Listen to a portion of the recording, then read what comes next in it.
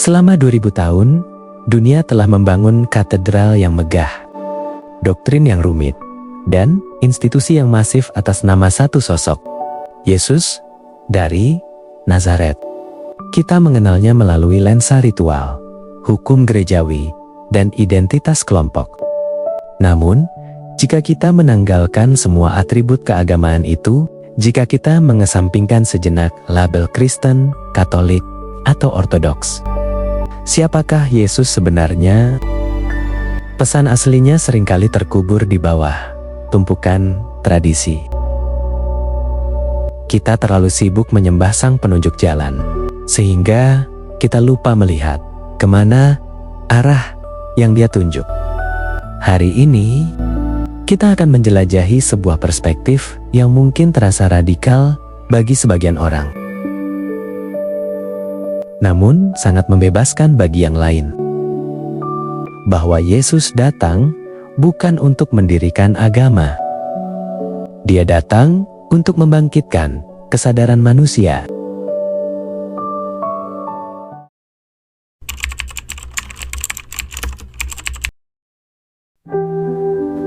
Agama seringkali berbicara tentang kita milik siapa, tentang peraturan, batasan, dan siapa yang masuk atau keluar.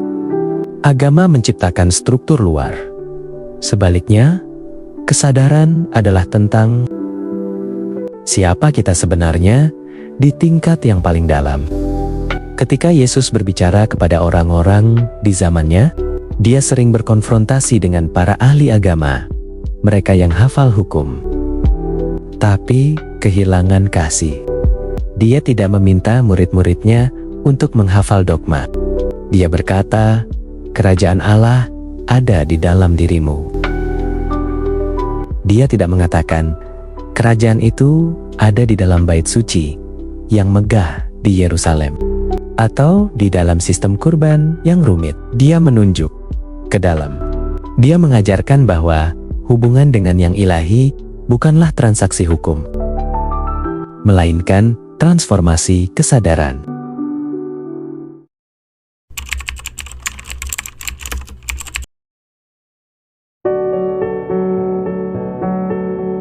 Salah satu pernyataan paling kontroversial dari Yesus adalah, "Aku dan Bapa adalah satu." Dalam kacamata agama tradisional, ini sering dianggap sebagai klaim eksklusivitas ketuhanannya saja. Namun, dalam kacamata kesadaran, Yesus sedang menunjukkan puncak dari potensi manusia. Dia sedang menunjukkan keadaan Christ consciousness atau kesadaran Kristus, sebuah kondisi di mana ego atau diri yang kecil telah luruh, sehingga yang tersisa hanyalah kesatuan dengan sumber kehidupan. Yesus tidak berkata, "Sembahlah aku." Dia berkata, "Ikutlah aku."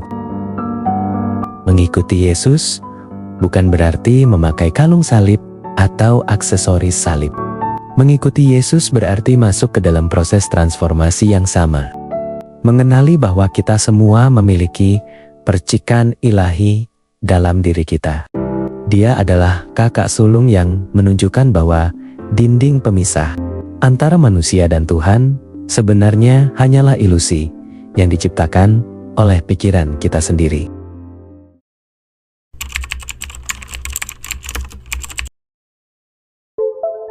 Agama memberi kita daftar apa yang boleh dan apa yang tidak boleh. Yesus memberi kita satu frekuensi, yaitu kasih. Tapi, kasih yang dia bicarakan bukanlah emosi romantis yang dangkal. Itu adalah kesadaran akan kesatuan. Mengapa kita harus mengasihi musuh? Karena pada tingkat kesadaran yang paling tinggi, tidak ada orang lain. Menyakiti orang lain adalah menyakiti diri sendiri. Mengutuk orang lain adalah mengutuk kehidupan yang sama mengalir dalam nadi kita. Inilah sebabnya Yesus sering melanggar aturan agama demi kemanusiaan. Dia menyembuhkan di hari Sabat, Dia menyentuh orang kusta.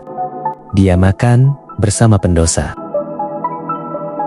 Baginya, kesadaran akan penderitaan sesama jauh lebih penting daripada kesucian ritual. Dia mengajarkan bahwa spiritualitas yang tidak berujung pada belas kasih hanyalah kebisingan yang sia-sia.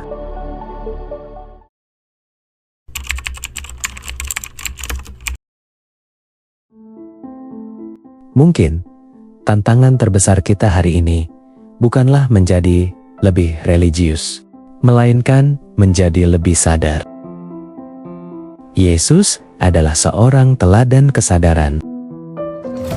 Dia ingin kita bangun dari tidur panjang, menyadari identitas palsu kita, dari keserakahan, ketakutan, dan kebencian. Jika kita melepaskan semua doktrin yang pernah kita dengar, apa yang tersisa?